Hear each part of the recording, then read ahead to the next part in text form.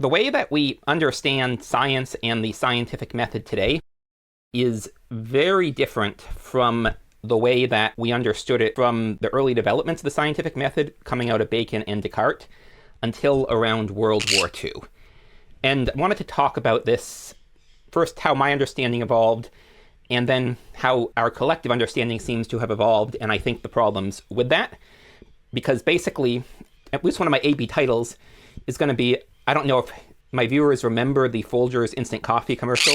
We replaced their coffee with Folgers Instant Coffee. Let's see if anyone noticed. But that's kind of what's happened, is we've replaced science as it was practiced with instant science in a lot of cases that doesn't yield the same results that actual science did, but we haven't learned to tell the difference. And there are some implications of that. Like, a lot of fields are stalled in terms of fundamental research or having controversies that haven't really moved anywhere. But wanted to talk about the whole history of the idea first. So basically, the way that I learned science in high school is that you come up with a hypothesis, you test your hypothesis, and then if the results fit the null hypothesis, which means the assumption of there's no difference between this or that, then you change your hypothesis or modify it. And if it fits your hypothesis, then you keep it.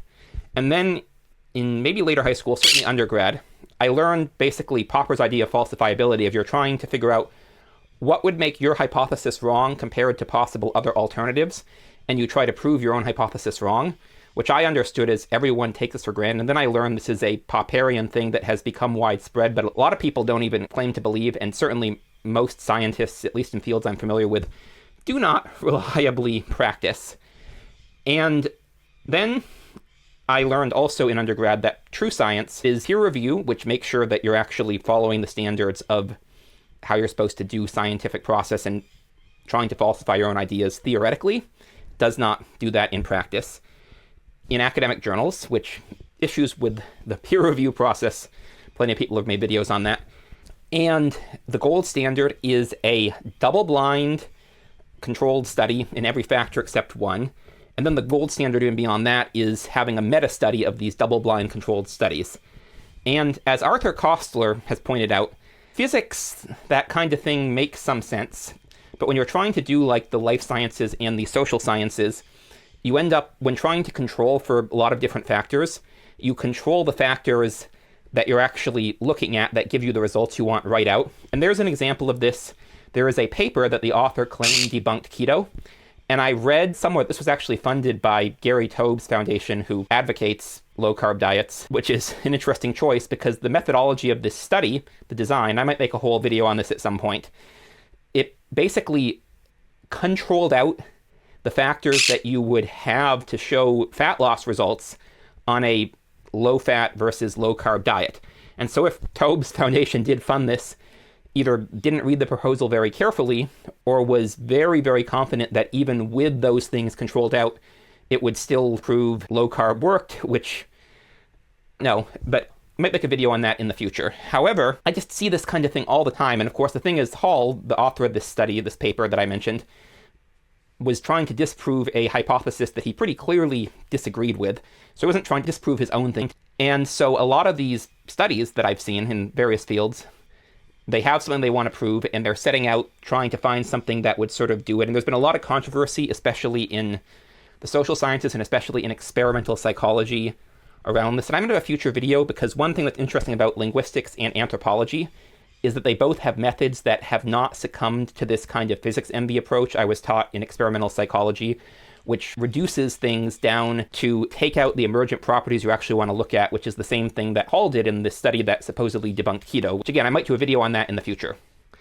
So we have sort of in modern understanding of science, it's peer review, it's done by professional academics typically, either at universities or at special research institutions.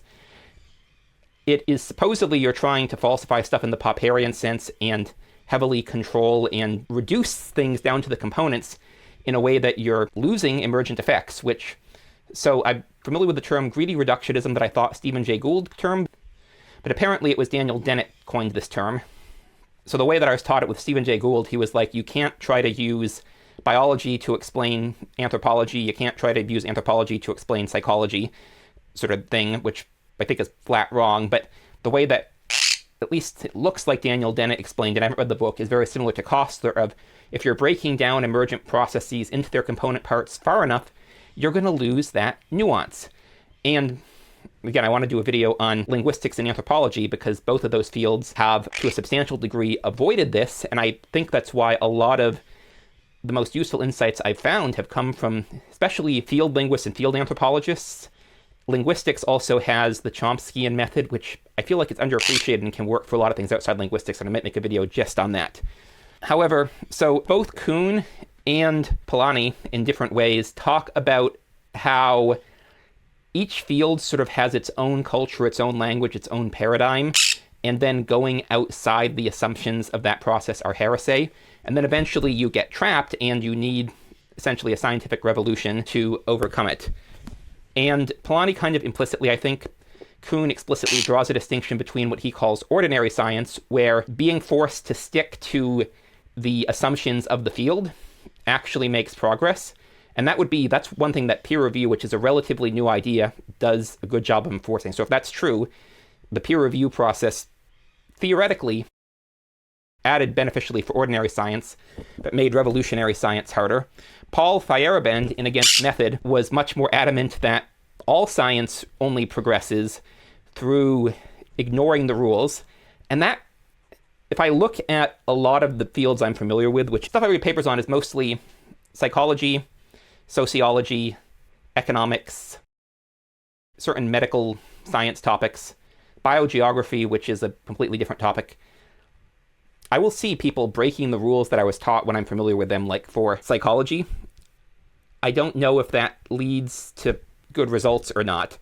But basically, I think the fundamental premise of science has been that you are making ideas that should make testable predictions and then seeing if these bear out.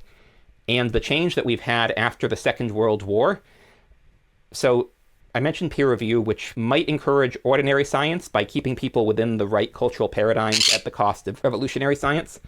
But then on top of that, so something that's interesting about Polanyi's book is that he is arguing against, there were proposals to have the government basically plan science in Western countries the way that the Soviet Union did. And he was talking about this has been a disaster in the Soviet Union, which I'll make another video about that.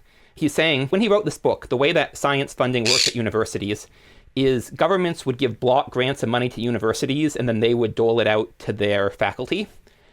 And sometimes faculty would research in ways the governments didn't like, and they would try to withhold funding, but they didn't have a lot of control over what actually got funded. And he said if you ever had this control, it would basically destroy scientific progress. And most scientific fields are largely funded by government grants that have typically scientists, or a jury of your peers, deciding which grant should get funded or not, but the government sets the tone for what should get funded. And so one thing, for example, is when they decided that heart disease was caused by saturated fat rather than sugar, and at the time the evidence looked about equally compelling for both, but only because Ansel Keys committed some fraud, which plenty of videos on that you can find. I'll also talk about it in a future video. And said, okay, well, it's clearly saturated fat. We need to work on solving this.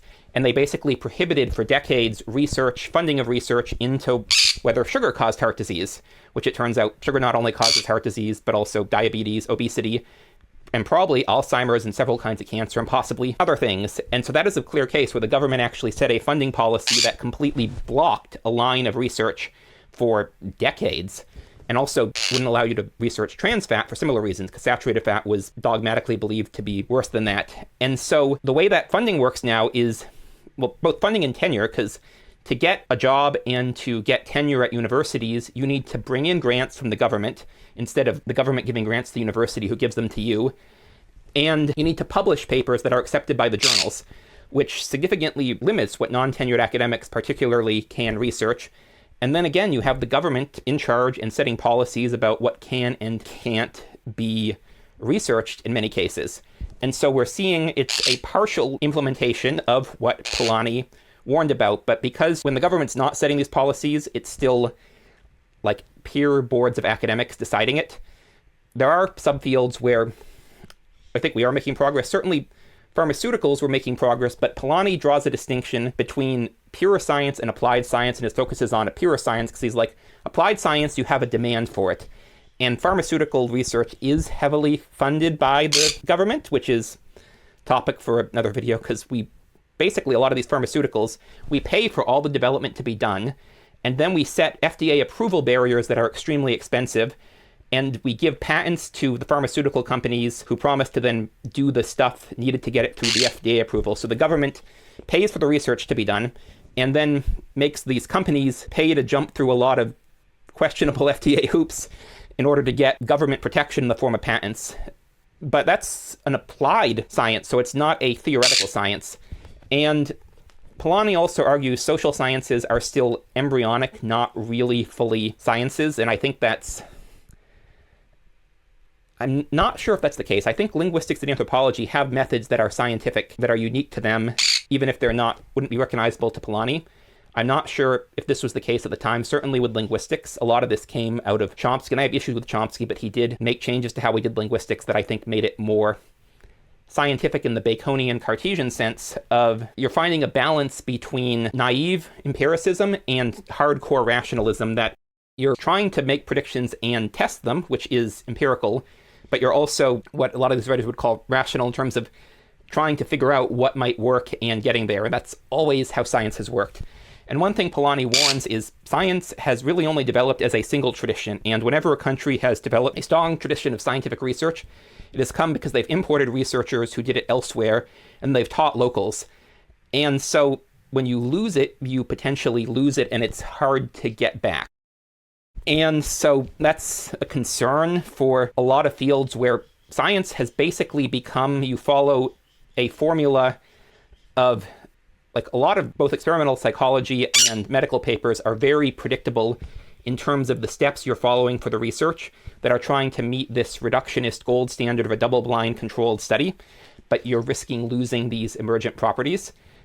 And I think you don't necessarily need to borrow from other countries at this point. You can borrow from other fields that are still acting in a more traditionally scientific manner. But basically the point of this video is I've sort of come to the conclusion, and this was hard for me, like when I first learned how the government had put its thumb on the scale for dietary science, obviously that affected me personally. I mentioned I gained 180 pounds trying to eat healthier by replacing the unhealthy meats and cheese I was eating with healthy grains and stuff of that nature. And I'll have more to say on the dietary science stuff. But I was like, okay, this is still a one-time thing. And I know there's often questionable stuff in experimental psychology, and we have the replication crisis, which, if you don't know, it turns out a lot of published papers, there's a bias towards papers that show results, and it's based on statistical probabilities, and so you often get results that turn out to be spurious, and when people try to replicate them, they can't. And a lot of fields, especially experimental psychology, like a huge chunk of papers have turned out to be irreplicable. But I think the central idea of you're making testable predictions against the null hypothesis that I learned in high school, I think is still potentially salvageable. And I think we also have, because we have some fields where it hasn't caught on in the same way, and then we also have some people who are still doing independent research. But I do think certain fields, and so dietary science, nutritional science, exercise science too, because I ended up looking into that and I'm like, oh, this seems to like have the same obsession with controlled double-blind studies that eliminate a lot of what you're looking at and is the gold standard. And then like experimental psychology, these fields have basically lost the plot. They've lost the ability to detect emergent properties with the focus on physics MB trying to control for every factor. And they've also, the papers have become formulaic because that is how you get funding and how you publish rapidly enough to get tenure. And so a lot of the prominent people in these fields, they're either not doing anything interesting or they're doing things that are interesting but turn out to be spurious because no one is replicating papers to test them because it's harder to get grants and it's really hard to get tenure with replication studies. And so basically, when I first learned about this dietary science malfeasance, I was like, okay, it's probably just limited to like a few fields. And I realized, no, it's common. And it took me a while to accept that peer review is part of the problem because I was taught so hard peer review is the essential thing. And it could be the case. It might help with ordinary science, but it is getting us stuck in paradigms that are in many cases taking us backwards. Because we actually knew that sugar caused obesity and diabetes, at least, back before we were trying to figure out what caused heart disease. And then when we decided saturated fat caused heart disease, we also decided fat causes obesity, and also fat probably causes diabetes as well, which was ridiculous. And so in some ways we're going backwards by trying to follow these rote formulaic interpretations of science based on the incentives of you need to get the grants to get your job and keep your job, to publish papers. And so you don't just have the incentive to break things down as small as you can because that's what you're taught is right, but also because you can get more papers out of it if you make these studies very simple. There are cases where a really simple, really controlled study is expensive, as with the paper I mentioned in Cell Biology by Michael Hall, where that was actually a very expensive study to do to get that level of control, and it was still a bad study. I'm going to probably make a video on that in the future. So basically just a lot of the, trust the science people, obviously. They aren't understanding how science worked and worked historically, and they're treating it sort of talismanically.